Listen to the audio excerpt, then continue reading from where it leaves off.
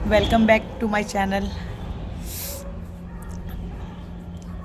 Good morning friends. सुबह के मालूम है बज रहे 5, मैं छत पे आई हुई हूँ, मगर मज़ा लगा। एक हवा देखो, आपको एक बाल भी मेरा ऐसा हिलता हुआ नज़र नहीं आ रहा। और ये जो आवाज़ें आ रही ना, ये मेरे घर में से, मैं तीसरी मंजिल पे हूँ। तीसरी बोलो तो डायरेक्ट ग्राउंड फ्लोर, यानी चौथी मंजिल ही समझ लो आप।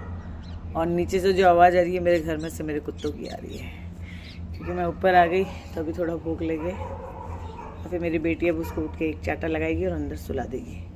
मगर वो मेरे कुत्ते इसलिए भौंक रहे, मेरे ऊपर भी भौंक रहे। और कॉलोनी में कोई भी ऐसा अनजान इंसान दिखता है ना, तो उनको पता चलता है, तो उनके ऊपर भौंक रहे, क्योंकि दिखता है ना सुबह सुबह। और इस समय ना जो कचरा बीनने वाले होते हैं ना, वो गेट के ऊपर ध्यान रखते हैं और चीज़ें उठा के लेके जाते हैं। तो वो जब भी झाँकते ना तो ये भौंकने लग जाते हैं। तो ऐसे मेरे डॉग से काफ़ी सेफ्टी भी है, और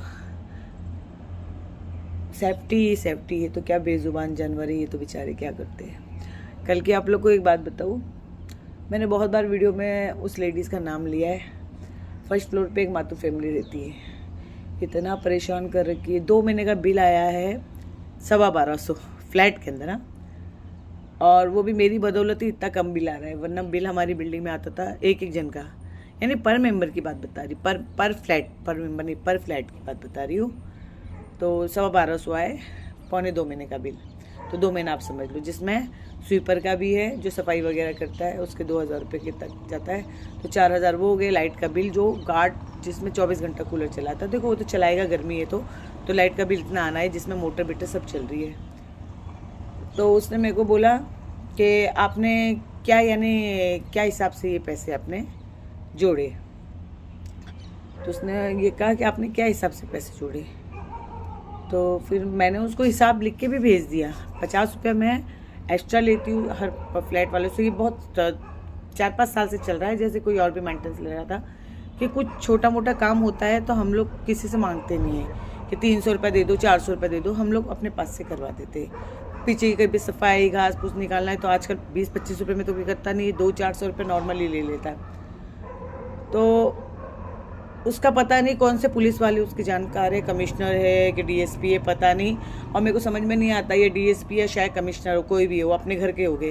वो बिल्डिंग के मामले में क्यों फ़ोन करके, जैसे हमारे ऊपर भी उधर इन लोगों ने दुखी कर दिया, तो देखो छत पे उन्होंने छत बनाई तो उसने अपनी टंकी ला के रख दी। छत के लिए 1 रुपया भी वो देती नहीं है, कोई भी काम के लिए नहीं देती। अभी बिल्डिंग में आगे काम हुआ तो टाइल्स मैंने लगवाई थी, पैसे सब ने दिए थे, मगर उसने टाइल्स के पैसे नहीं दिए।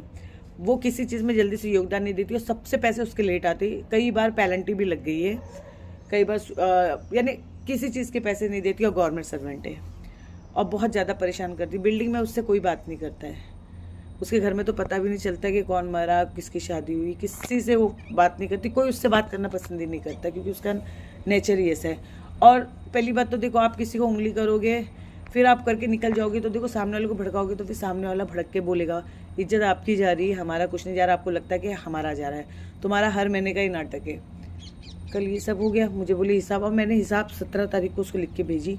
ग्रुप में है नहीं, ग्रुप से भाग जाती है मुँह छुपा छुपा के, क्योंकि उसकी गलती रहती है तो सब ग्रुप में लिख के डालते, तो उसको शर्म आती है। तो फिर भाई गलती करती ही क्यों।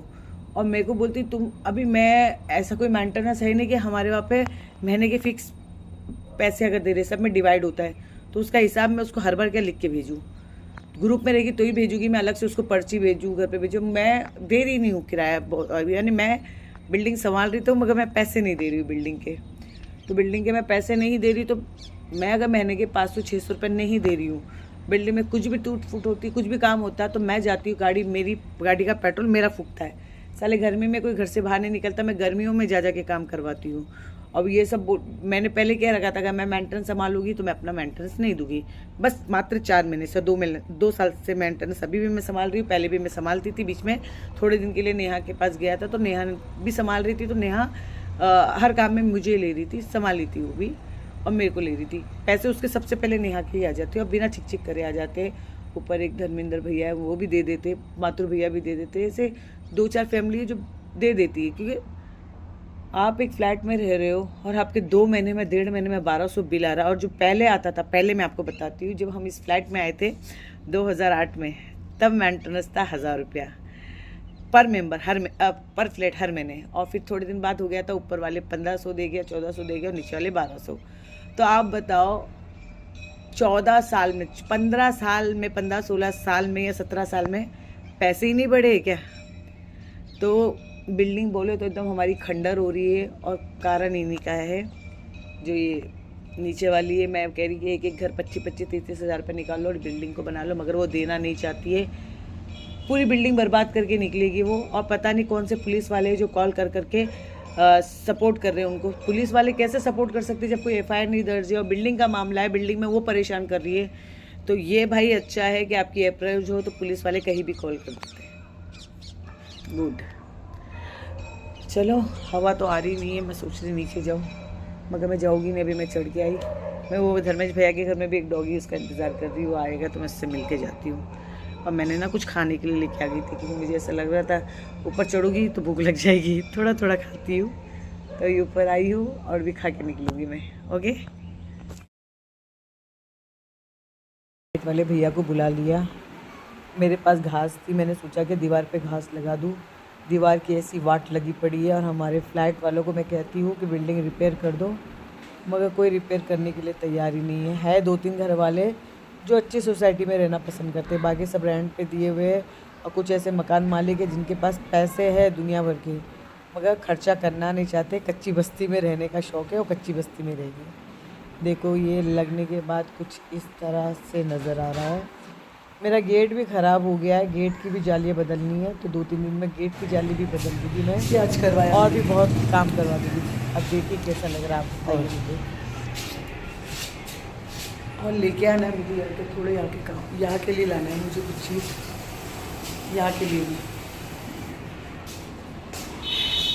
एक तो हमारे आसपास में भी जो लोग रहते हैं इतना गंदा कर रखे, पूछो मत। अभी तो मैं बाज़ार जा रही हूँ, देखती हूँ आपको कुछ मिलेगा तो मैं वहाँ से लेके आऊँगी खाने के लिए। आ गई मैं कोर्ट। मेरा जो डिवोर्स हुआ था ना 2013 में, उसके मैंने पेपर नहीं निकाले थे, और निकाल तो लिए थे मगर पता नहीं पेपर कहाँ गए। और अब वो पेपर निकालने के लिए मैं 4 बार कोर्ट आ गई, महिला कोर्ट। बड़ी मुश्किल से जाके निकला क्योंकि 2014 से ना वो कह रहे कि कंप्यूटर पे चढ़ा हुआ है, और अभी आपकी जो है वो डायरी वगैरह में आपका ढूंढना पड़ेगा। तो वो एक भैया, एक जो सर थे वो बहुत फटाफट कर लिए और बाकी 2 जनों ने तो पैसे खा लिए, वो बेचारे ने पैसे नहीं खाए। अब जाके मेरी फ़ाइल निकली है। और आपको एक बात बताती हूँ, मेरे बेटे से अभी भी 200 रुपये मांग रहा था। मेरा बेटा जब बाहर आया मैं चुपचाप फ़ाइल लेके आ गई। किस बात के 200 रुपये दूँ? फ़ाइल निकालने के कोई 200 रुपये चार्ज थोड़ी होता है, यानी 200, 400, 600 रुपये थोड़ी होता है। लूट मची है भाई, 4 पेपर की लूट मची हुई है। पता नहीं क्या होगा इस देश का। क्या हमारे इंडिया में ही ऐसा होता है या बाहर देशों में भी होता है, मुझे तो पता नहीं। अब हम जा रहे हैं नारगढ़ रोड। ओके, अब मैं शॉपिंग करके मैं घर पे जाऊंगी और शॉपिंग का कोई वीडियो नहीं डालूंगी क्योंकि भयंकर गर्मी है और कैमरा पकड़ के मैं आप लोगों को बिल्कुल भी अब नहीं दिखा पाऊँगी क्योंकि मेरी हालत जवाब दे गई है। मैं सुबह 5 बजे की उठी हुई हूँ। Okay bye. अगर आप लोगों को मेरी वीडियो अच्छी लगी है तो प्लीज़ लाइक, शेयर, कमेंट और सब्सक्राइब करना ना भूलना। Okay bye.